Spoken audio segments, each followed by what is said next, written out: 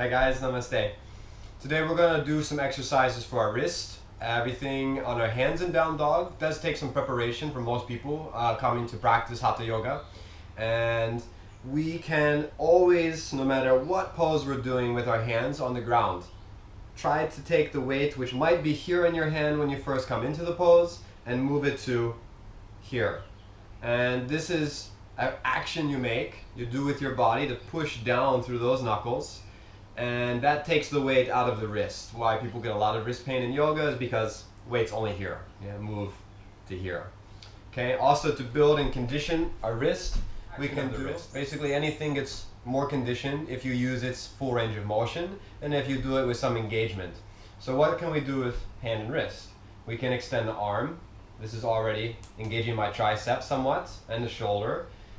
Flex the fingers up, spread the fingers wide, then make a fist slowly, then pump your wrist down, then up, and then spread the fingers, and then just keep going.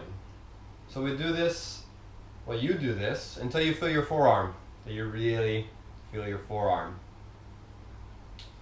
So maybe it's 20 times, maybe it's 30 times, maybe it's 40 times. I'll usually do about 40 in a typical class. Can be up to 80 or 100 is also very good. So once you start to feel your forearm is really warm and building up, that's enough. Right? So after that, strength for our shoulders.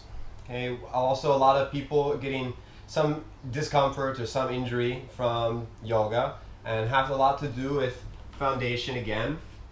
When we hold weight on our bent arms.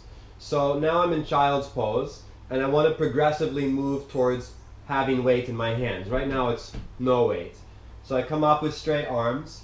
I'm already pushing down through the knuckles and spreading my fingers.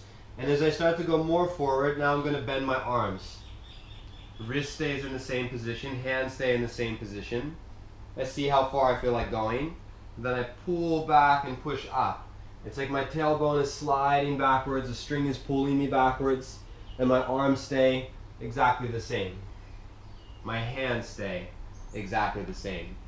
Tailbone is pulling back. You even see the mat come up a little bit as my knees go forward slightly. So I want to make my joints possible action. Okay. What's key here? How you use your elbows and whether you're going just down or forward and down. Try to find a combination of the two that works for you. It doesn't have to be all the way forward, but it shouldn't be only straight down, yeah? At least a little bit forward. Then maybe it's halfway and back. Halfway and back. So the speed can be slow, can be fast. And you want to see and feel your core is in the line. I'm not doing this. I'm not doing that. I'm finding more straight with my core to bring the weight into my shoulders and my hands.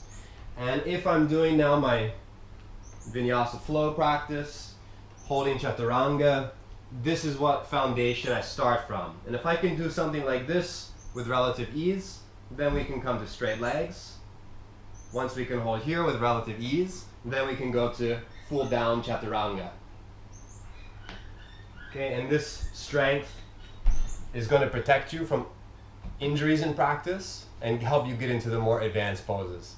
Thank you. Namaste.